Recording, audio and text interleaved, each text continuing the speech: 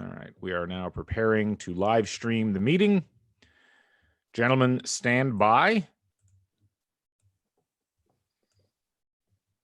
And we will begin in 5, 4, 3, 2, 1. Welcome into the IU Sports Zoom Room, presented by yours truly at IU Sports Media. Spencer Aber here. I think this is the third episode of the IU Sports Zoom Room, and we got a great show planned out for you today. So the first two shows, we were kind of looking at everyone's best games that they've covered at IU from a student perspective and a reporter perspective. And then the last show we did what we thought was our best rivalries in sports.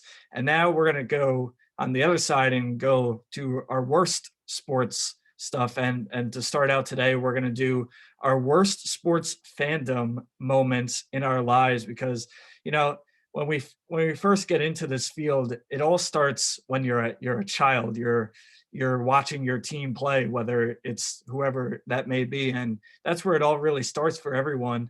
And for most sports fans out there, there's more bad moments than good moments, unless you're a New England Patriots fan or a Duke fan or a Yankees fan. Those are the few exceptions. But for most people like myself and a bunch of other people, there's definitely a lot more bad moments. So for me, myself, I'm a Mets fan, I'm a Jets fan, and I'm a Brooklyn Nets fan. So there's been a bunch of bad memories over my 21 years on this earth that I definitely want to get into. And joining me today, we're going to have Brandon Schaff, Michael Tilka first up, and then we're going to have Ta Lau and Drew Fry on as well to share some of their worst sports fandom moments. So let's start with Brandon and Michael on the show, and let's get some of their perspectives on some of their worst moments as a sports fan. So Michael, I'm going to start with you. Let's start with your worst sports fandom moment. I know you shared a couple with me earlier on in our Slack chat, and you were pretty much deciding between which two, but on this show we could do multiple. So let's start with what you got. Yeah, it was, first of all, thank you for having me on the show. It's a delight to be on here, especially after we had too much positivity in the last two episodes. So it's good that we're bringing it down a notch here on this one. Let's get some negativity. Let's get some pessimism going. I loved how you also started saying, you know, we experience these tough things during childhood, yet both of my choices are going to be through college. But first, I'm going to go through some honorable mentions. Brandon would understand this one. 2012, Chris Conti blows some coverage against the Green Bay Packers. The Bears lose out on a playoff spot in week 17. As he's touching his eyebrows, he knows exactly what I'm talking about. Mark Treston's first year. I was thinking about going with that. A few years later down the line, 2015 Iowa football. They come up short in the Big Ten championship, but they still get a really nice consolation prize going to the Rose Bowl. It had been their first BCS appearance since beating Georgia Tech in 2009 in the Orange Bowl. But if you remember, they faced a Christian McCaffrey-led Stanford team, and on the first play from scrimmage, Christian McCaffrey houses it from 75 yards out, and it was just a long afternoon for the Hawkeyes on that one. Christian McCaffrey was unbelievable. College Christian McCaffrey was an absolute beast, and I don't remember who won the Heisman that year, but I will never forget his post-game interview and someone going, Heisman, which was really obnoxious, and I could tell it was annoying McCaffrey, but it is what it is. But the one that I've decided to go with today, the one I primarily want to talk about, 2017 Indiana football homecoming versus the Michigan Wolverines. Oh my God, I remember that game. Now, heading into that season, so this was the last season I did before I worked for the football team in 2018, 2019. So heading into the season, as you remember, the first game of the year, Thursday night versus number 2 Ohio State. Indiana plays tough with them for about 40 minutes, like every Indiana team does against a really highly respected and ranked opponent. So they play Ohio State tough, but end up losing it, and everybody is able to shrug it off because, you know, it's Ohio State. They're pretty good. They're number 2. Whereas this one, you know, it went down absolutely to the wire, where the second half, Indiana has this tremendous defense that we saw come out of nowhere in 2016. And I remember seeing, my fandom for IU football started in 2016. And I saw a lot of people saying, you take 2016 defense, pair it up with 2015's offense, and that's a team that could be going to a BCS bowl. So you have this great defense, carried over from a year ago. Tigre Scales leading that charge as the linebacker, or the main linebacker for that. And then you had a decent offense with Richard Lego at quarterback. You saw the sort of flashes of potential he had. I always like to call him Jay Cutler Jr. He had the size. He had some fairly decent mobility, but again, really prone to turnovers, none greater than his game in 2016 against Wake Forest, where he had over, I believe, 400 yards passing, yet he had 5 interceptions. And you had a pretty solid and decent team. And then Mike DeBoer gets hired as offensive coordinator for 2017. Oh boy. And the rest is history for that 2017-2018 offense. And the thing that I will always stick out to me was towards the end of the game, they're somehow able to drive a partial length of field, clock's running out. Griffin Oaks gets a killer kick in as the regulation clock expires from about 50 yards out. Everybody's losing their mind. We're going to overtime. Michigan gets the ball first. They house it on, I believe, the first or second play. It looks way too easier than it should, but you also got to remember it's late September, early October, and it was still really hot in Memorial Stadium that afternoon. There was no clouds in the sky. It was hot as Hades, and you could tell there was fatigue on the field. But the straw that broke the camel's back, Indiana gets the ball in overtime. They get 5 plays inside of Michigan's 5-yard line, and they didn't score. And the last play was, I believe, it was one of Peyton Ramsey's first games, I think. Peyton Ramsey rolls out to his weak side, so he's backpedaling, to his left, when if you're going to force a rollout, you want him going their arm direction side, so it's easier to roll out and you can throw on the run. And for some reason, he's backpedaling the other way, or that's the way the play was designed, which on your last play, that's a horrible look. And the game's over. And I see a Michigan kid do a backflip, and my heart just shattered. And that whole season, I believe, I think people fail to realize how decent of expectations there were for that team. And I think it was perfectly encapsulated in that opportunity to win a game at a sold out. I remember Chuck Crabb said it was a sold out game. I wasn't too sure about that, but in front of a sold out crowd, it broke everybody's heart. So in one of the most Indiana football ways possible. I actually have a funny story about that game specifically, because I was at that game as a freshman. That was my freshman year. And I was with a bunch of my friends. And I remember, I think we left the game in like the third quarter, because I think it became a blowout. And then I remember there was an onside kick that IU recovered in that game. And I was watching it at a tailgate. And then once we saw them got the onside kick, we ran back in Memorial Stadium, because they were letting people back in still if you scanned your ticket on your way out. So they were allowing you back in the stadium. So me and my buddy ran back into Memorial Stadium. We caught the overtime period, and I remember Michigan scoring on their first drive, and I remember those five or so plays where IU just couldn't simply punch the ball into the end zone, and they lost that game. So that game specifically sticks out to me, because I remember leaving and then going back into Memorial Stadium. So that was a hectic game. Let's bring in Brandon here. Brandon, I know you're a Chicago sports fan. I'm sure you got plenty on your mind. So let's hear what you got. Absolutely, Spencer. So I was thinking about this, and actually Toka bringing up the Bears there kind of brought me back dark times. And unfortunately, we're back in those dark times right now. I thought we were out for one season, and we just kind of moved back in. So we'll see what happens as they go forward. I'm keeping the fingers crossed, but kind of going in chronological order, because, of course, my poor Cubs have had many years of dismay, with the exception of 2016, pretty much from 2014 through 2017. That was a great time. And then they're kind of back and forth. But back in 2008, my poor Chicago Cubs, they had a new manager called Lou Piniella. Lou Piniella. Yeah, I love him. Love him. I was going through my baseball cards yesterday and I found a Lou Piniella card. He was great. He was an intense dude. He had so much energy, so much passion.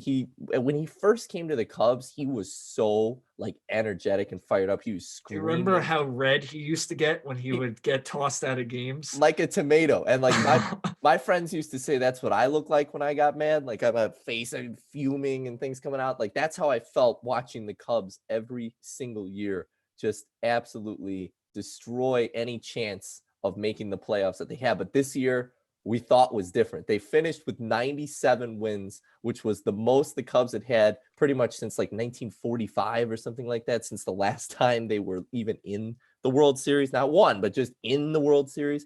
And it was unbelievable. They looked so great. They had 8 All-Stars on the team. They had it just like, it was back in like the Alfonso Soriano era. Like everybody was like all just so excited about all these like young guys that were like really starting to come together. Like Ryan Dempster, Ted Lilly, like all these like big name players that were really starting to show out.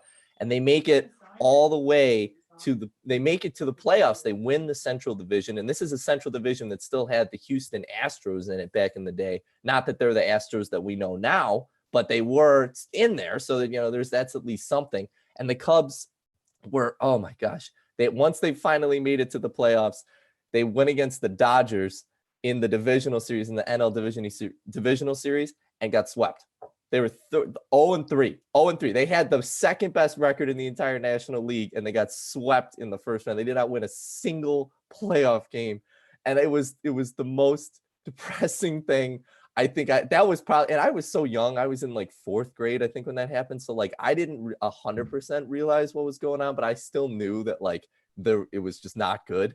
And my family it was just depression, because we're like the biggest Cubs fans. It's like our number one. It's always been my number one favorite team. So I was like, so until 2015, when they finally were in the running again and they actually made it all the way to the NLCS, like that was really big. But that was, of course, I could go on and on about the Cubs disappointing me for years and years, but I'm not done yet. Then I'm surprised you didn't bring up the 2015 NLCS where Daniel Murphy just absolutely destroys the Mets, destroys the Cubs. Yes, we don't need to talk about the Mets. The Mets are that was actually one of my favorite moments. That wasn't a worst sports moment. Yeah. Well, I'm sure you weren't so happy in the World Series when the Royals. No, I was not. Took care of business there.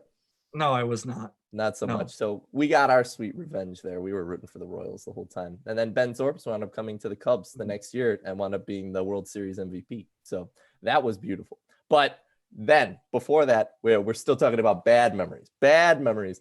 Now we shift gears to my poor Chicago Bears. I know exactly which moment you're bringing up. In 2010. Oh no, I'm wrong. 2010. I don't know which one you're thinking of. Don't talk about this game. I don't want to talk about it. Exactly where I'm I going. know exactly what you're talking about. I don't want to talk about it. Now, at this point, I'm old enough to know what's going on, and I'm watching every single Bears game, every moment. I'm like, Jay Cutler's the man. He's gonna take us. I have full faith in him. Like, he's not Kyle Orton. He's not Rex Grossman. Like, we've moved on. Like, this is great. Devin Hester's great. Johnny Knox didn't break his back in half yet. So we were still back. Johnny Knox. It was looking great. Like, Lance Briggs was still there. Brian Urlacher was my favorite player in the NFL, and he probably always will be. I just love that. And I'm always like more offensive focused anyway, but like, he was just a beast. He was a beast. He was so good. And they led the way. They won the division. They were first in the NFC North. They had one of them. They were 11-5, which is even better than they were when they just won the division last year. And they had so many. They had 4 Pro Bowlers on the team. Julius Peppers was still there. I forgot about him too. That was prime Julius Peppers too. When he sort of trailed off like once he went to Green Bay and things like that. But that defense still had Urlacher and Briggs. Edge linebackers too. So that's great. Wasn't Charles Tillman was still on that team too? Yes. And fun fact, Charles Tillman actually came to my middle school one time when I was in like 6th grade. And he was like the first like professional athlete I had ever seen like outside of like a game, like a professional game. And he was so big because like he would be big compared to me now. And I'm like 6 foot, but he like back then, we're like 5'2", 3, little kids, and he's just walking around, and you could stack like 3 of us on top of each other, and he was just like, yeah, I'm Peanut Tillman, I'm the man. And he was incredible. And they win the division, they go to the playoffs, and they're killing it. They beat the Seahawks in the divisional round, which mind you, a Seahawks team that was sub 500. Right. Where the week before Marshawn Lynch and Seattle upset New Orleans and the Beast Quake happened.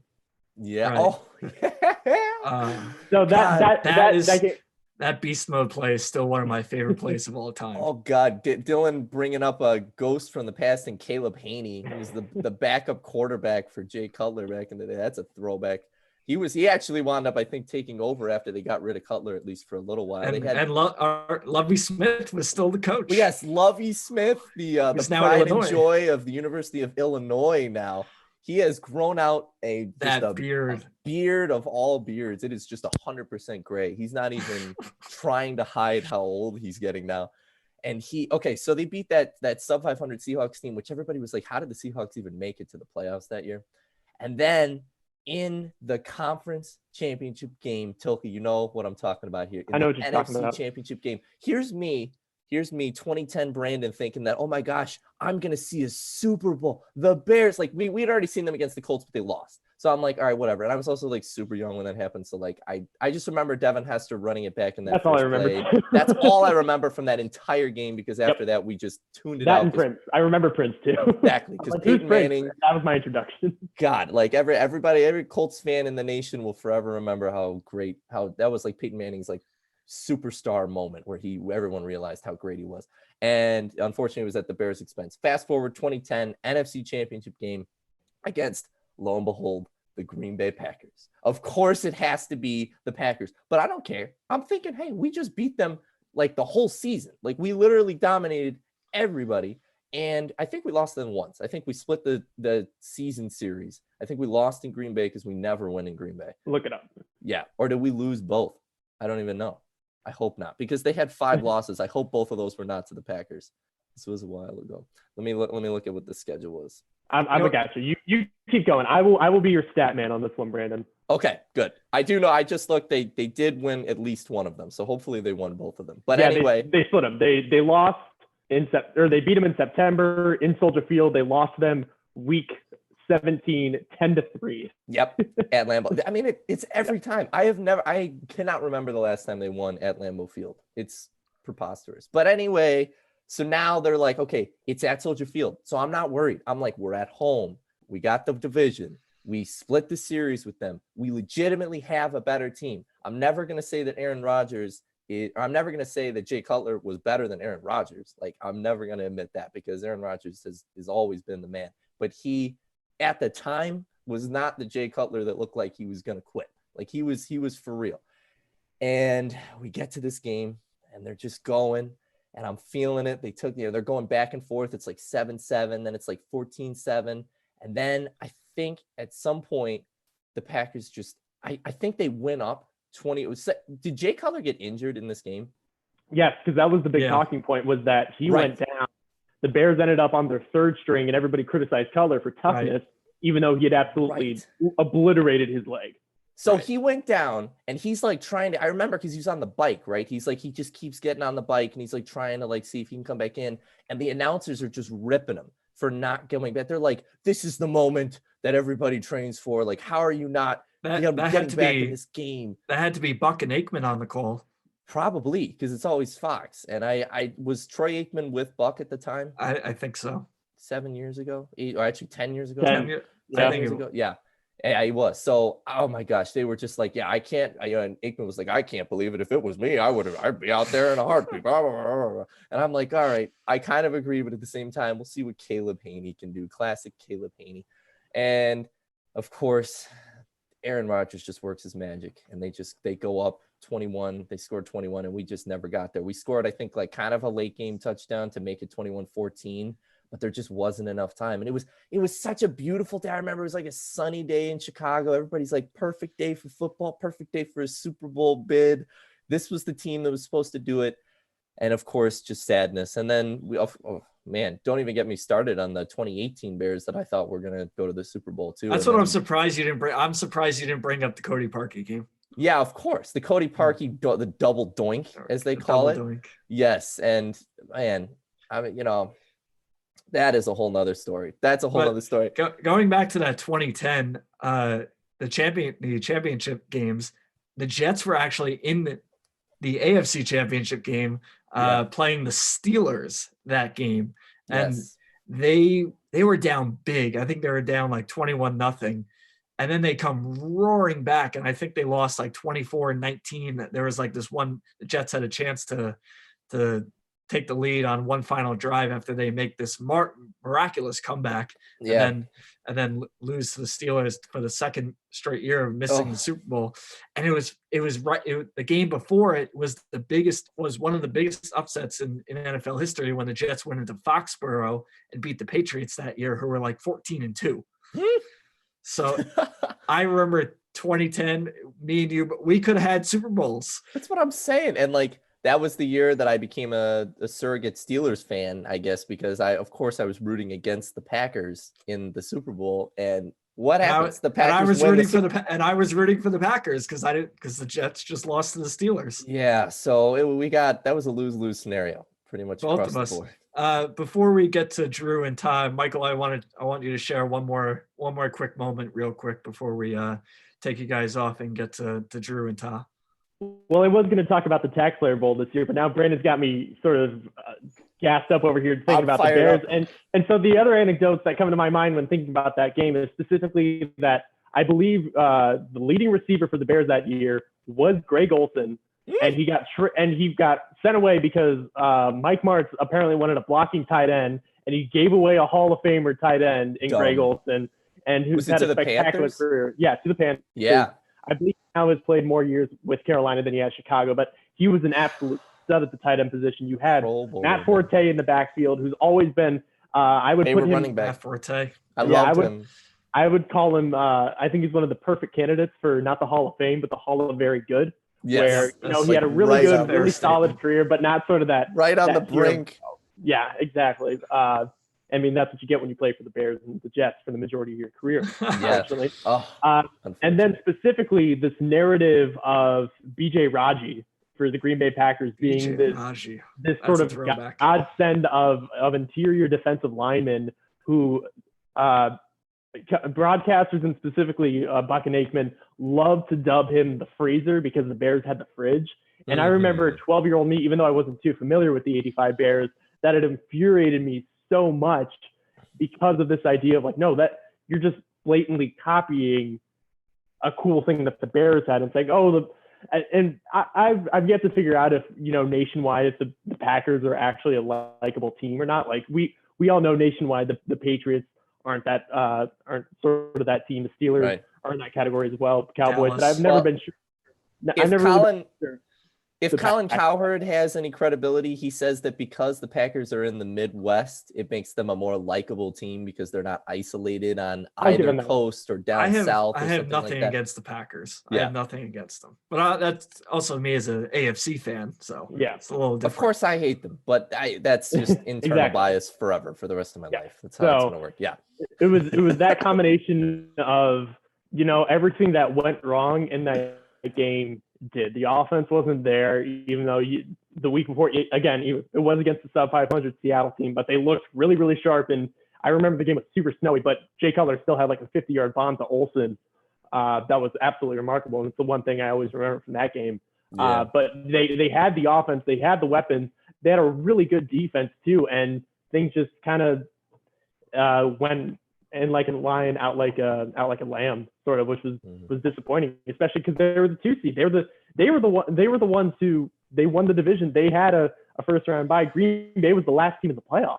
So they were a 6 seed that year. Yeah. Football is just such a crazy sport. You just think, because it's sudden death. You don't get the best of 7. It's like if you bring your game, you're in. But if you lose to the freaking Philadelphia Eagles on a last second field goal, even though you just had a 10-4 season, doesn't matter. 12. Just look at this past year's playoffs. You had Tennessee Titans team who just went into Foxborough and Baltimore and got to the AFC Championship game. I mean, it's crazy. It's crazy what can happen in football and any of these sports. But want to thank you guys for your time. Those are some definitely some bad memories there. Thanks for the inspiration, Tilka. I wasn't even going to go to the Bears I until you mentioned that. I was like, oh God, no. It was up there for me, but I was thinking about like, how much do I remember from that game? And obviously I remember way more than I should. Yeah, unfortunately, but that's a part of being a sports fan. Exactly. I hope through this, like you got some relief just getting it out of your system. Oh, totally. I've gotten relief out of that for the past 10 years complaining about it. Trust me. Yes. All right. All right, guys. We'll talk to you guys soon. Have a good one. Thanks. See you, Spencer. Thank you. All right, so continuing on with our show, want to get Ta Lau on here. Galen, is Drew Fry on? I don't remember. I do not remember if Drew is here. Is that a yes? I am here for you if you need Drew me. is here. Okay. All right, so let's get Ta and Drew on the show to get their perspective on some of their worst sports memories that they've experienced through their lives. Drew, Ta, how you guys doing?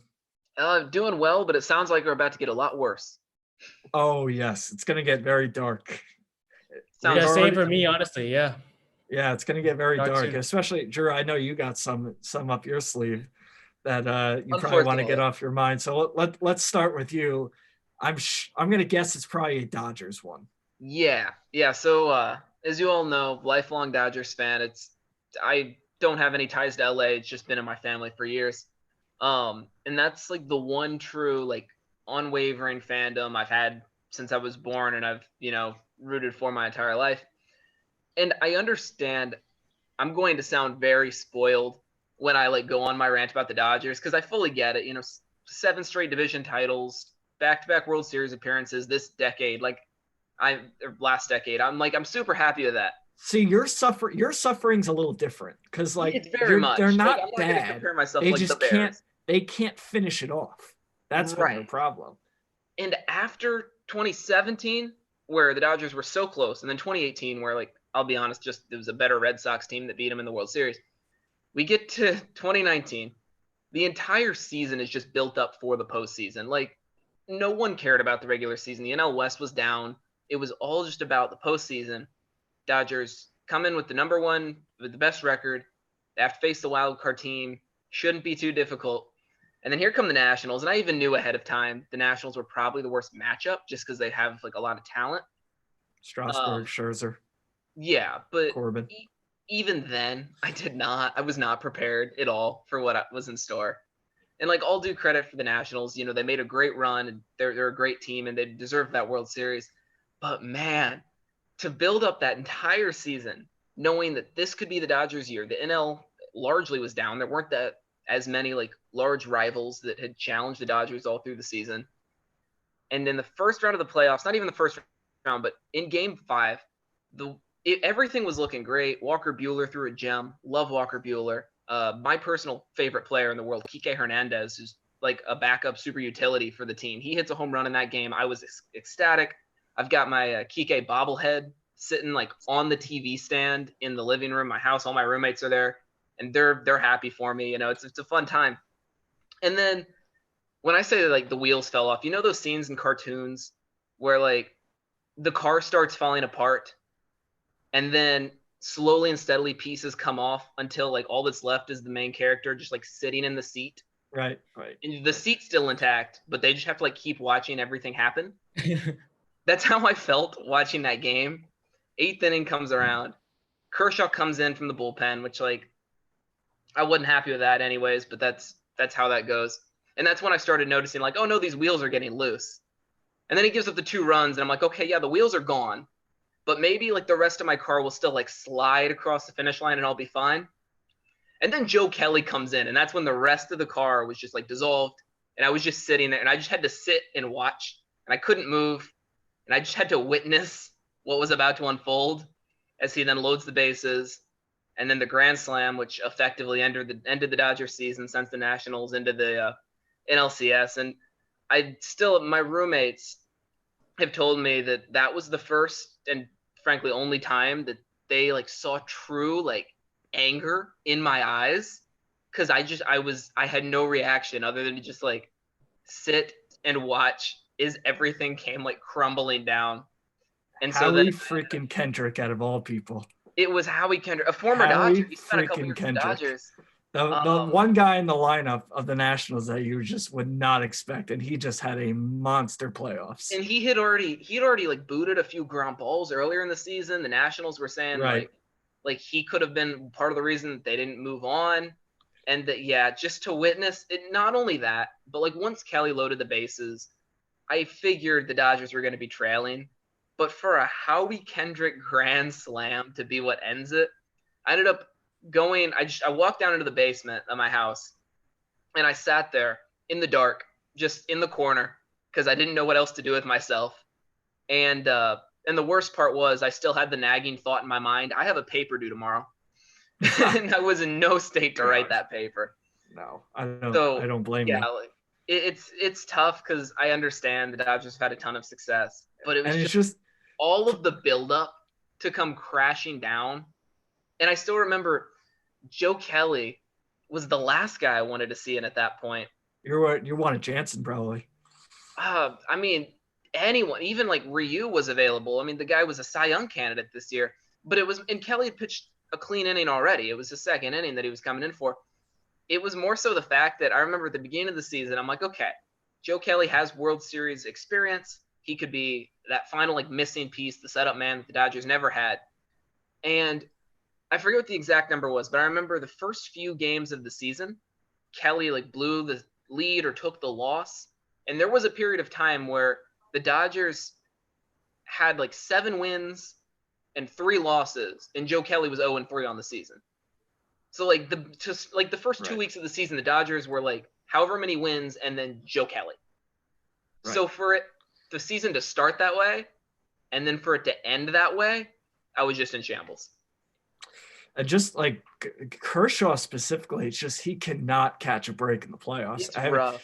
Like one of the most dominant regular season pitchers I've ever seen, and then playoffs, he's a whole different man. Yeah, he's had one good playoff run. That was 2017, and then he got to the World Series against the Astros, and they beat up on him when it mattered the most.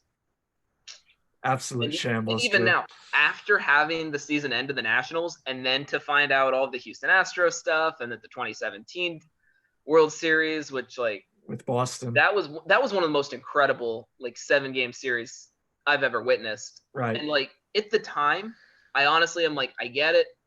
The Astros, great job. I would even say they deserved it. And then the Dodgers lose to the Nationals. All of this Astro stuff comes out. And now the Dodgers trade for Mookie Betts and might not get to use him if the season doesn't happen. Right. So everything's sort of falling apart right now. Dodgers fans have been kind of screwed because of 2017 with the Astros cheating there, and you also have 2018 with Boston, who probably did some sort of sneaky stuff with Alex Cora, who's no longer gone. So I'm sure it must be hard because you have 2 cheating teams. It's been a long off season, and of course it won't end. It will not end. I was really ready for this season to start. Everyone was. Yeah. And now that it just won't. Well, let's see if we can get all 30 teams in Arizona. I don't think it's going to happen, but I'm skeptical about that one. But we'll see. At this point, I need some baseball that doesn't tear my heart out, and I haven't had that in a while. Right. All right, Ty, let's get you on here. Let's hear what you got in mind. Yeah, so for me, a little bit of a backstory to this. It won't be as sad as Drew's, but before coming to America, I was actually a fan of the Indiana Pacers. I like Paul George. It was his 3rd season in the NBA, I believe. So he got drafted in from Fresno State, first round, 10th pick. And I was like, wait, this guy, he could light up the league. And I became an instant Paul George fan. And because of I started watching the Pacers.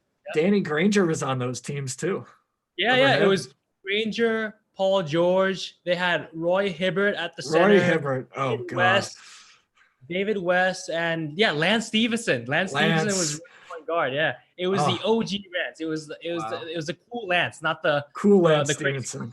Yeah, And anyways, it was the season that they played against the Miami Heat in the Eastern Conference Final Game 7. So this was basically the entire season. Nobody expected, the Pacers to go into the NBA Finals. Of course, when you have LeBron James averaging crazy numbers, and that was his the big three. The big three, exactly, with Chris Bosh and with Dwayne Wade. Everybody like all over like my school here in Thailand were like, yeah, your team stands no chance. But I was like that one kid in class. It's like, you know what? Pacers are gonna take the Miami Heat down. And I was like going to school and also hyped up. And that season, what happened was in 2013, Pacers were up against the Hawks in the first round, which they won. They moved on to the second round. They beat the Knicks 4-2. Right. Yep. And then in that conference final against Miami, they actually lost that series like at first because it was back and forth. So it went Miami, Pacers, and then it went Heat, Pacers, and then it went Heat, and then Pacers. So then that last game 7 was at the Heat, and I was like, there's no chance that Indiana would win. However, it's game 7. You never know. And I got all hyped up because that earlier game, we dominated the Heat. It was 91-77. And although Paul George didn't go crazy in that one, like as a kid who like nobody believed in, and as a kid that was the only guy in school supporting the Pacers, I was like, yeah, this is the upset season right here. I'm trying to remember. I'm trying to remember. Was that the game Paul George threw down his monster dunk, or was that a previous game? That was the previous game. That was game.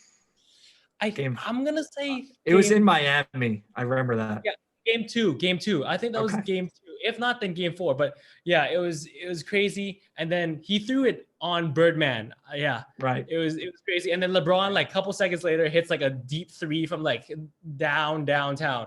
So then, anyways, back to my story. So that final game, game 7, basically, I had to wake up early because of the time zone difference. You guys should know it's freaking late now. It's freaking early there. But yeah, so it was a late game. I had to wake up at like 8 in the morning, got up already.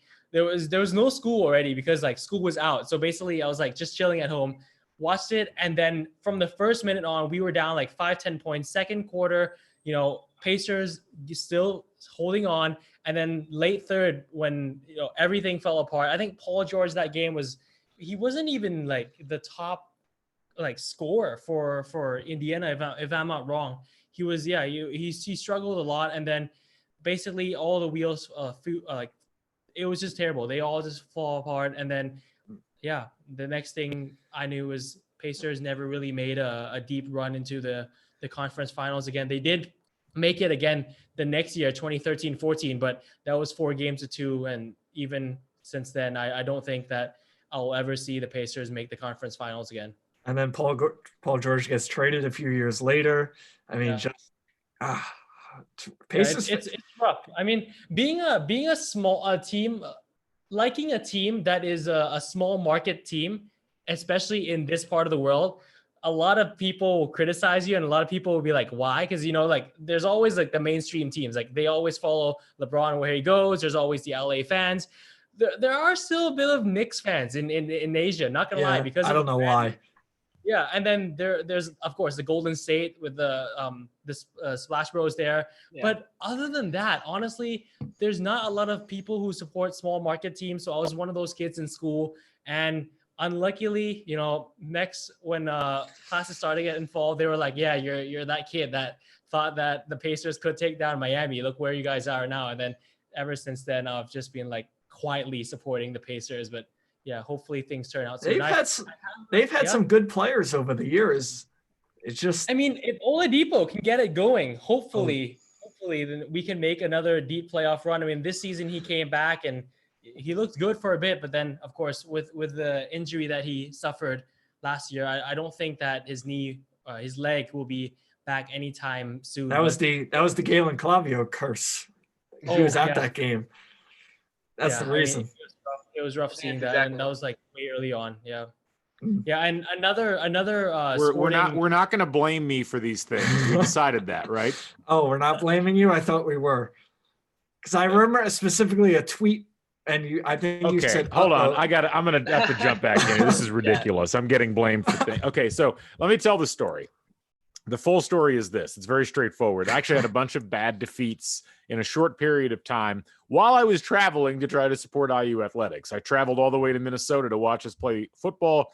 They lost that game at Minnesota in a very disturbing fashion. Then I drove down to Duke with Chronic Hoosier to watch the ACC Big Ten Challenge game. They got annihilated in that one. I flew to California for the College Cup with a group of IU sports media students, and they lost in the first game there to Maryland, I think it was, or maybe it was Michigan State. I can't remember. It was Maryland. Maryland, yeah. And then Maryland won it all. then I got invited by my friend Scott to go to the Pacers game, and so I went and was just sitting there, and I was like, well, I'm waiting for something bad to happen, and nothing had happened, and it's like a quarter and a half in, and I jokingly take a picture and send a tweet out that say, well, I'm at the Pacers game, and nothing's bad happened so far. And then literally 3 minutes later, Oladipo's leg disintegrates on television. I had to go into hiding for a while, but I refused to take the blame for this. Anyway, back to you guys. I don't know about that, game. I think this one's on you. I mean, to me, it sounds like he just took the blame for everything. Well, He jumped on the call, laid out everything that happened, and then, it's pretty straightforward. well, Drew, It's not like I was at the Gator Bowl or wait a minute. Never mind. Yeah, there you go. Oh, Galen, another one. Jeez, you got a lot of bad. You should stop going to games. Doesn't end well for you. Apparently. All right, Drew, we got time for one more each. So what else do you got in mind? Oh gosh. Well, I mean, Dr. Clavio might have just mentioned at the Gator Bowl. I was down there. This past winter, and I was on the field covering it. It was an incredible atmosphere. So much fun to be down there on TIAA Bank Field. And I even the game was so rocky from the start. It was field goals going back and forth. No offense could get going, and then the third quarter comes around, which from my memory is usually when IU crumbles, IU football at least, but IU starts playing better. Ramsey's stepping up, things are going well, and finally with 4 minutes left in the game, IU is up by 13. And I remember thinking, because I've been prepped with plenty of IU athletics and I've witnessed things fall apart in miraculous ways. So I was sitting there thinking, and I saw Tennessee was making a drive down the field. And I remember looking at the scoreboard thinking, okay, is there any way IU can blow this? Probably not. But I looked at the scoreboard. I'm like, 13 points. If Tennessee scores here, then it's a 6-point game. Yeah, IU could blow a 6-point game. We'll wait and see. And meanwhile, I'm texting my co-reporter who makes a comment about so when we go over to the press conference, all this, he's talking about when IU wins. And I said, do not say when, don't jinx it. And he's responds something along the lines of I'm not jinxing it, don't worry. And then naturally, for anyone watching this that remembers the I was watching that game at home in New York, and I think I was Snapchatting our good friend Casey Roll, and I specifically remember sending him a Snapchat. I think when they were up by 13, I said, "Watch, they will blow this." Yep. And when it happened, I was I wasn't even mad. I was laughing because of how funny it was, because I knew it was going to happen. Yes, that's sort of my reaction, because I had convinced myself this is really sad. I hate that I do this as a sports fan, but I had convinced myself that everything would fall to pieces. And so when it happened, I was a stage, the stages of grief. I was a stage ahead of everyone else. So the people around me were still in denial, and they were still in shock, and and then they're then anger, and I was just at that point I was numb. I'm just yeah, that seems about right. It was, oh my gosh, it was such a painful way to end the game. And I think that stat came out of every game that season, IU was the only team to blow. They were it was 0 and 400 something. I don't remember the exact number. To blow that sort of a lead. And of course, it was in a bowl game. I was about to order my 9 Windiana shirt at halftime. I was Oh, no. browsing through, you know, I was like Oh. 9 Windiana. I was gonna press that order button, and I was like, let's be safe, okay? It doesn't, it's not that cheap. And then I was like, okay, let's be safe. Let's make sure that we actually get this, and then I'll be looking cool on campus back in spring semester wearing this shirt around. And then yeah, we all Yeah, knew I'm what really glad you Rough. didn't buy that shirt. I'm sure all those shirts went to charity. Probably.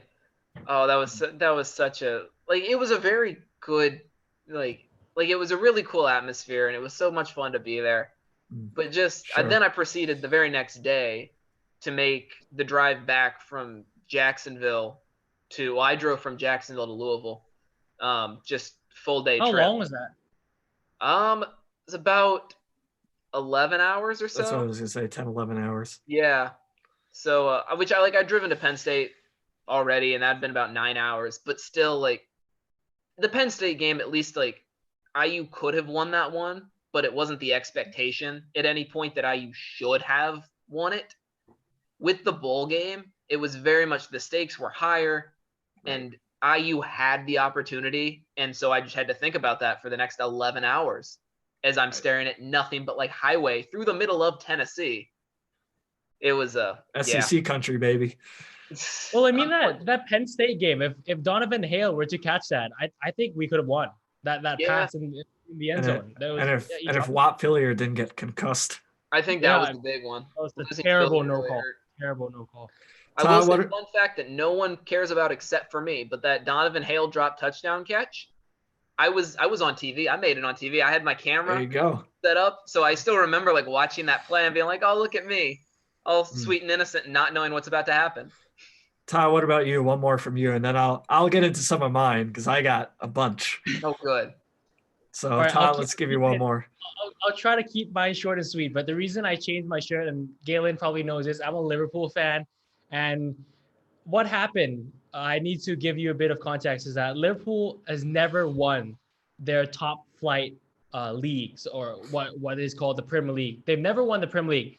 The last time they won the top flight English league was 1989, 1990. So a club as big as Liverpool has never won it. And I look back to the 2013-14 season. So the season was coming to an end. There was only 3 games remaining.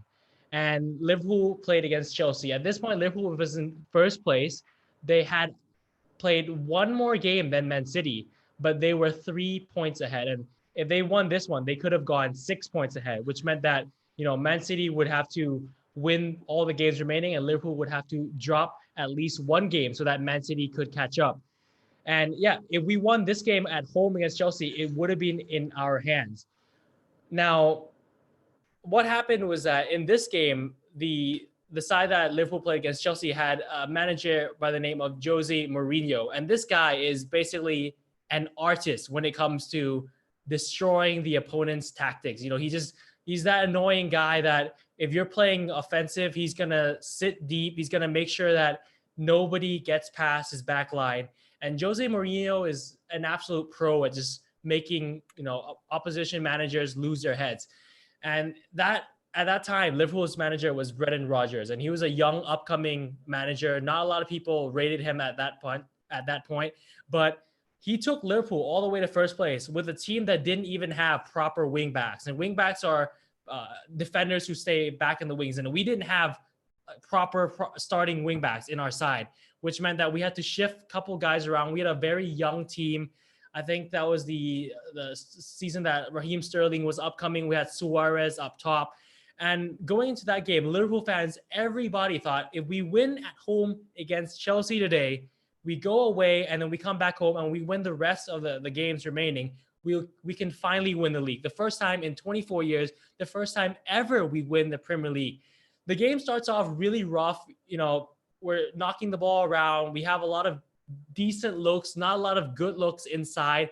And then what happens literally 1 minute before halftime, the club legend, Steven Gerrard, slips and he gives the ball away to Demba Ba, who dribbles one-on-one and beat Simon Mignolet at his front post. Chelsea lead 1-0. So second half, we're coming out. But at this point, the internet's going off. The slip scene has become a meme. Like everybody's photoshopped the like Gerrard slipping, and then the ball they photoshopped with the Premier League trophy like sliding away from him. So at this point, all over the internet, it's been a meme. Like people's like, oh, we've let it slip again, and till today, it's still been a meme because Liverpool has not won the league yet. Anyways, so the second half starts. We come off like guns blazing. We try to get that goal, and it just. Chelsea just put on, they subbed off their striker. They put on another defender. They subbed off an attacking midfielder. They put on another defender. So they were putting like 5 or 6 defenders at that point. And Liverpool just couldn't get the goal in the second half. And then late on, ex-Liverpool player Fernando Torres gives an assist to Willian, who taps it in. 2-0 Chelsea win. And at this point, Liverpool did not have the trophy in their hand. They had to win out and made sure that Man City dropped points, which Man City did not. Next game, Liverpool went and dropped points. Man City continued perfect and won the league. And ever since that season, Steven Gerrard's retired. He's come out and he's wrote a book.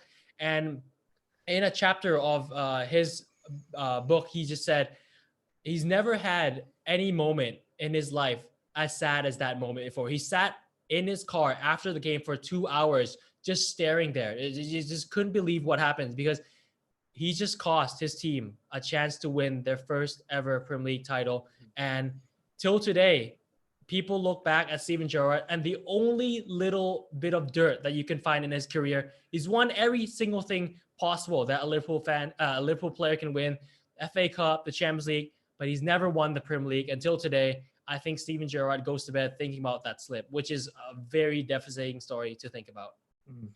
I'm not a soccer fan, but from the sounds of it, it sounds like it was a heartbreaking moment there. Galen would know about this.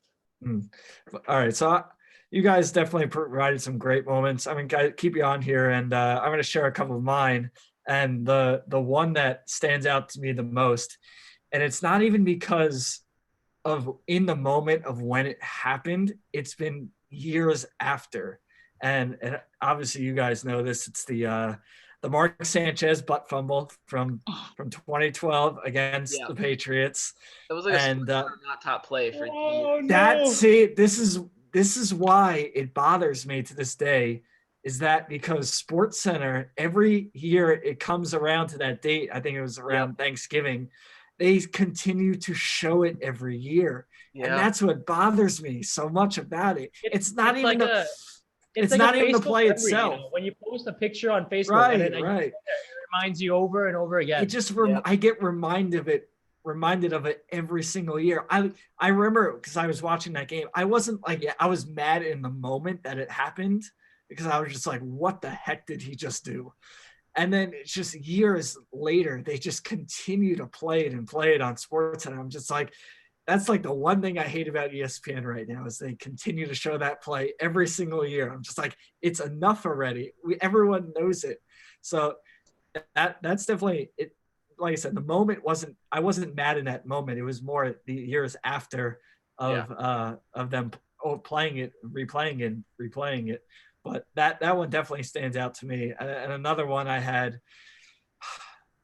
definitely the 2015 World Series was rough. Sure, I remember the NLDS, Mets and Dodgers had that crazy wild card game, NLDS series, game 5 games. That was a magical run up until the 2015 World Series. Yeah, that one was so close. All the pieces fit in. It just the Royals just had it. And then I remember 2 Met collapses when I was like 8 and 9 years old. 2007, 2008. 2007 was worse because they were a clear-cut division favorites, and then they went on this huge collapse in the month of September, and the Phillies came roaring back to win the division that year. And then same thing in 2008 with the Mets. 2006 Mets Cardinals, Beltran striking out in Game 7. I remember that vividly. So many. Victor Cruz game again, Jets Giants. I think it was like Christmas Eve. He had that 99-yard touchdown. It's just heartbreaking. The Jets really had not rebounded since that game. Did he do the salsa in the end zone? I'm pretty sure he did the salsa. Yes. I'm trying to think of a Nets one. I would have to say definitely the Kevin Garnett, Paul Pierce trade. Because Yeah, you seem to end up with the wrong side of the coin with all of the New York always. sports. I don't know how. Always. Because I'm not a Yankees fan. I'm not a Giants fan. I used to be a Rangers fan. There was a lot of good Well, moments at there. least you're not a Knicks fan. I am not a That's Knicks true. fan. No, thank God I am not a Knicks fan. Oh my gosh. Oh, I can't. The Nets. There's so many. There's not really that many. I'd probably have to say the trade for Pierce and Garnett, because just they haven't rebounded since. No. I mean, now they're obviously a lot better, but still, I can't think of a game. I feel like there was I think when the Nets made the Eastern Conference semis against the Heat one year, I think it was like game 5, and they were in Miami and they lost because what's it called? I think there was a foul that was not called. I think LeBron like hit Joe Johnson on the hand and they didn't call it. And that sticks with me. So those are some of the ones I got in mind. Galen, I know you wanted to come on and share some of the Twitter responses. So let's see what Twitter has to say. There we go. Need to unmute both microphones. Yeah, we had some responses because we threw this out to people, like, what is your worst sports moment? And I got to say, there's a lot of overrepresentation of Chicago sports in this little corner of Twitter, I'm noticing. But, we don't judge. We're just going to go ahead and run through these as best we can. So a lot of people tweeted out Derrick Rose tearing his ACL. Nick wrote Derrick Rose first injury, watching a team with 2 top 5 draft picks not be able to beat a 2-3 zone. That would be the Indiana 2013 loss versus Syracuse. The double doink, which was mentioned also by Ben Wittenstein. Notre Dame getting throttled by Alabama in the national championship game. And then a lot of people had individual Cubs moments. James Turner chiming in with the top of the 8th in game 6 of the 2003 NLCS. Wow. That one has gotten kind of lost in time. But are you talking about the I forgot the Cubs fan name. I forgot his name, but the one who reached over. That one. Okay, so yeah, that was the whole Barton series of events, but there were other things that happened during that, and he actually had the bobbled, I think it was at shortstop or second base ball that kind of helped to roll all of that out. Brian Tonsoni chipping in with 84 game 5 of the NLCS. The Cubs lose 3 games in a row and end up missing out on the World Series. That one stuck with people. Greg mentions Kevin Ware. Which that's one that a lot of people have forgotten. But of course, the Louisville basketball player that has his leg snap in an NCAA tournament on live game. Television. Bone came through on live TV. I think the difference with that is that it's sort of been overlooked because the team ended up going on to win it. The whole like win it for Ware slogan came of it. So it was very much like a painful time in the moment, but it's very much overshadowed by the series of events afterwards, which is sort of the opposite of the Bartman play. Right. Yeah, no, it's I think for a lot of people, the initial horror of the moment can sometimes be mitigated when good things happen afterwards, but it can still be like a really terrible moment at the time. A couple of others, Indiana, Kentucky in the 1975 regional final, losing to Kentucky, that team losing their undefeated season. Jared Morris chiming in with reading on this old TV channel that scrolled through text updates of sports and news that Alan Henderson had hurt his knee in 1993. That was a rough one for a lot of IU fans. And then just a couple more here. Matt Zimmerman writes the entire IU basketball era under Tom Crean. And then Jake writing Pacers giving up game 1 of the Eastern Conference final because Vogel took out Hibbert for Sam Young. So a lot of good responses. We appreciate everybody writing in. And speaking of the injuries one, the one just from this year with the Jets, when Sam Darnold got mono. Yeah. I was like, out of all freaking things, mono. Yeah. Well, and I'll quickly throw in what mine was as a young child. And look, I root for a lot of teams. I've grown through sports over time, but I think the first real punch in the gut as a child that sports deals you is a really bad one. And for me, when like the Colts kind of moved to Indiana right as I was learning about the NFL, but they were never on television because they were never in the playoffs and their games were never sold out. So I was a Broncos fan because they were always on television and they had John Elway. And in I think I was 8 years old, they're playing in the Super Bowl against the Washington Redskins, and they take a 10-0 lead, and they had lost the year before. And so it's like, hey, this is great. They're going to win. They allow 42 unanswered points the rest of the way in that game and end up losing and it was just a massacre, like of the highest order. And young 8-year-old Galen Clavio did not understand and was in no mood to be consoled after that particular loss. I remember that was the second Redskins Super Bowl? Yes, because they had won in 1982.